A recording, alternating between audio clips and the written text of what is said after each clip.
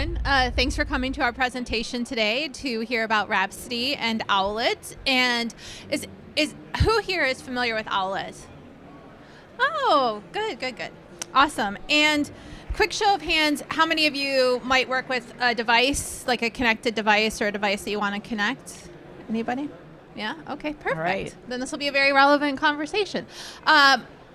First, we'll introduce ourselves. I am Michelle Blackmer. I'm the Chief Marketing Officer at Rhapsody. I came here from Seattle, so I avoided any and all snow. And am always delighted to have the opportunity to speak with a customer. And so today, Alisa. Thank you for that introduction. I am Dr. Alisa Niksch. I am the Senior Medical Director at Owlet. I am also a pediatric cardiologist and electrophysiologist by training. And so really happy to be here to have this conversation with our partner. Awesome. And so many people are familiar with Owlet, but I'm going to ask Alisa to tell us a little bit about their devices and maybe a show and tell. So tell us. All right. So Owlet has been an infant monitoring company for about the last 12 years. We have more recently become a medical device company with 2 FDA-cleared infant monitors, one OTC and one prescription monitor. We have DreamSock, which is our over-the-counter device, went through a de novo FDA process in 2023. It is for healthy babies between 1 and 18 months, and the device measures pulse rate, oxygen levels, and also does some sleep tracking, and has some alerting for any sort of unanticipated events or illnesses that our vital sign detector can actually react to. We also have a prescription device called BabySat, and this is where Rhapsody comes in. This is our prescription monitor for infants who need chronic disease management in the home after they're discharged from the hospital. This is a device that really measures very similar things, but has customizable alert parameters to tailor to the needs of the patient. And I have our infant sock today. This is BabySat. This is our sock with the sensor embedded. This is our size 1 small baby sock, this is really sort of where data integration, our data that's collected by this sensor, connects to this device, which is our base station. The connection is low energy Bluetooth, and then the data flows up into the cloud via Wi-Fi, and that's where Rhapsody captures that and brings it over to the electronic health record and EDC, anything that you might need, for specialists, clinicians, researchers to use that data for patient care. I don't know if everybody's always has seen these before, but they're really comfortable, and so the baby can sleep in them, and it's uninterrupted detection, right? Yeah, it's approved for continuous wear, Nice. Unlike a lot of pulse oximeters. But it's meant to be no adhesives, no wires, very comfortable, and meant to be in the nursery, in the home, unobtrusive, low profile. And I think the before scenario, a friend of mine was telling me last night, like if you had a baby with chronically ill at home and you're monitoring this, you're sort of like writing it down and communicating it to the clinician. That's right. So the current state of care for most families at home is that you will have a conventional pulse oximeter that has a wire, has sticky tape attached to the baby's foot or hand, and the readings come across the screen, and the parent is writing them down and either bringing them to a clinic visit, or they are uploading it through an app that is connected to their physician, but it still requires a lot of manual labor and burden on the family. And this, our relationship with Rhapsody makes that data collection seamless. It unburdens the family and allows the family to have a much better quality of life and much more unobtrusive environment in their home. Great. So most of you are probably familiar with Rhapsody, but if you aren't, I think it's a nice segue just to take a minute and tell you what we do. Like Alisa said, we're helping them move data from the baby sock to the EHR. And we do that with our integration solutions. We can connect really to any digital health solution via API or any other protocol and move that data from device to the EHR, from the EHR anywhere else that it needs to go. We operate exclusively within healthcare, which is, it's just such a niche, very regulated, very complex data, and we're extremely familiar with it. We've been number one in class for 17 years, so we take customer service very seriously and take kind of the seriousness of what we're doing very seriously. And then we also improve data quality. So we're not going to talk a lot about that piece today, but we do have a master person index, and we have recently implemented AI into our solutions as well to help everyone else be better at integrating healthcare data. And we're happy to talk to you more about that at our booth, but we're going to spend most of today talking about Owlet, their AI experience, and how having integrated data is changing what they're able to do for infant care. So I think, and if you have questions as we're going, we are very comfortable being interrupted, so don't hold back. Okay. So let's talk about AI. Where and how is AI used in the Owlet solution today? Yeah, so right now, AI is actually utilized currently in the device in analyzing our signal quality. So that's an incredibly difficult thing to do. There's a lot. Babies move a lot. You got to understand motion artifact. You've got to understand something called perfusion index. There's a number of inputs into signal quality that we use AI to develop a probabilistic model, to make sure that our readings are trustworthy. Our readings are acquired from the sensor at a 1 hertz frequency. So we also have an accelerometer that's embedded in the sensor. So we are constantly analyzing these inputs to make sure that the data that is coming through are trustworthy, valid readings.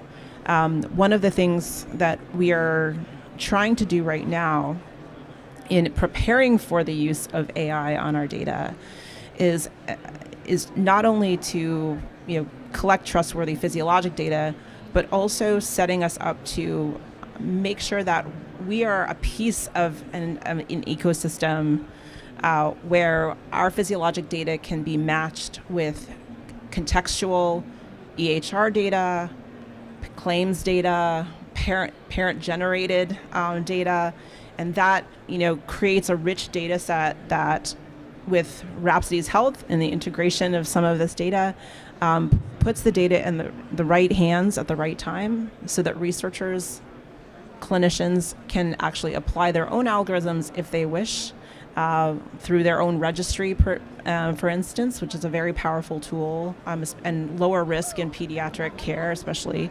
And that is sort of what we are interested in doing, is laying the groundwork for the best data possible with contextual inputs to make sure that AI ML in pediatric outcomes is the best it can be and the most trustworthy it can be. So that's definitely, I think, where we're going with it, and sort of doing the beforehand work before we're centering the data and the trustworthiness of that data before we start to kind of get excited about whatever algorithm we're going to use. Yeah, we were talking about that a bit yesterday, right? Like really how you know that you have good data going into the model because it's such a sensitive topic. And are all of you experiencing that same thing as you're building AI? Thinking about how the quality of the data? Okay. Anything keeping you up awake at night thinking about this or really exciting you? Yeah, I mean, I think that I think it's always, interesting when we bring on partnerships or we enter into partnerships, to really vet them and to make sure that if we have, we need a third-party data repository or somebody who's handling our data, that we understand what their governance structure is, what their cybersecurity model is, we don't want third parties entering our own space, because obviously we don't want to disrupt sort of the trust we have with our own customers and the families that use our devices. So it's definitely something that we're concerned about. Obviously, I'm also concerned as a part of the clinical research team at Owlet that we make sure we do our clinical trials like in a rigorous fashion so that we know that our data is accurate, our alarm performance is what it should be, and then also sort of getting into sort of other diagnostic qualities or diagnostic performance that we have to kind of take that seriously to make sure that that rounds out kind of what we can claim. Yeah, that makes that makes a lot of sense. How now that the data is connected, obviously AI is being powered by that. What else? What else is that changing about the way that the kind of patient or clinician experience? Yeah, so I think as I said, I'm a pediatric EP doc. I've been doing RPM for implanted devices, for over 20 years, but general pediatric practices are not necessarily as forward-thinking as my specialty. However, I think when we have, especially our premature infant population graduating from the NICU, our complex cardiac patients who are already getting RPM the first few months of life, especially after a certain population after their first palliative surgery, those patients die very frequently, and RPM has been proven to reduce the mortality of those babies by 40%. Wow, really? Meaning daily, several times a day, pulse oximetry readings, as well as daily weights, feeding diaries, etc. All of that is part of their care. And we are able to integrate and hopefully improve that experience for both families and physicians to get more granular data and potentially even stave off more the morbidity and mortality in that population, because we can give them better trends, more granular trends of readings. I know we talked about this a few times, but just hearing you say like 40% of them normally or often die, that's pretty impactful.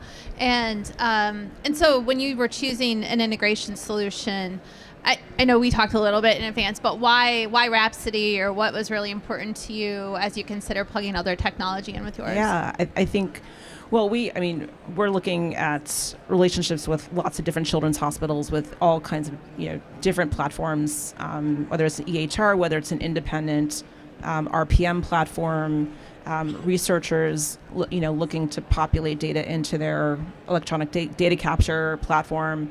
And Rhapsody was just extremely versatile in the variety of interfaces that it could handle. So I think the versatility of sort of your capabilities really was very of interest to us, and really could leverage our data in the best way possible. Awesome, thank you. Okay, any questions from the audience? No?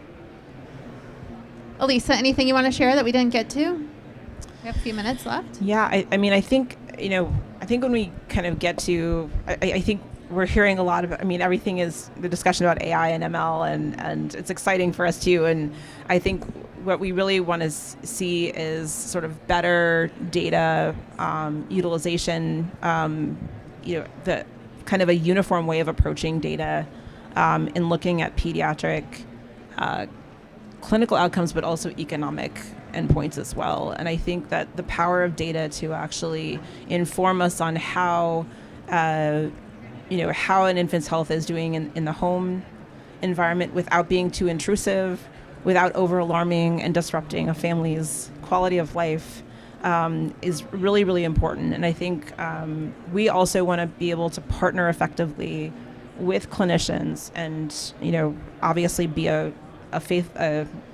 solid partner to them in doing the research that they need to do to look at certain outcomes in certain infant populations. So I think that this is the start of sort of being at the forefront. We don't really have any competitor that we know of doing this type of work. We certainly are the only FDA cleared at-home infant monitor, certainly from an over-the-counter perspective. So we're really at the forefront, and we can really sort of, talk about this at these types of conferences. And obviously, having you leverage sort of that data for those partners that we want to engage with. That I didn't ask you this question ahead of time, but I mean, you're a cardiologist. You're a practicing cardiologist today still. Have you always thought through all of your training, this could be a device, these types of devices could exist, or was Owlet something new to you? I've known about Owlet for a while, long before I've been with the company for 4.5 years. I've known about it beforehand, although it kind of went under the radar, and I was doing other things during the pandemic and a little bit beforehand. Yeah, weren't we all? But I mean, my journey into digital health and RPM, from a non-invasive perspective, I mean, I've been doing that invasive, RPM with pacemakers and ICDs since I started my fellowship back in 20 years ago. But now it's, really kind of about 2011 or so, I got involved in sort of the idea that we could do this non-invasively, and the sensor revolution kind of started, in addition to obviously the smartphone revolution. So all of that kind of transformed, technology and how we think about how we can measure ourselves, measure our loved ones, which is a whole different psychological exercise, by the way. But we wanted to do that smartly, and I think Owlet's done a great job in centering the infant and the family in the home. Yeah. And it's something that, we fight for every day. There's not a lot of investment in pediatric devices or digital health. And, we hope to sort of speak up more for that, because it really is worth it. So I'll just say that. Yeah, I mean, that's such a short time frame when you really think about it, and big difference. So thanks so much for being here, for sharing this story, and we'll be around if people have questions that you're kind of would prefer to ask one-on-one, or if you want to see the sock up close. Thanks so much. Sounds Thanks, great. Alisa. Thank you. Yeah.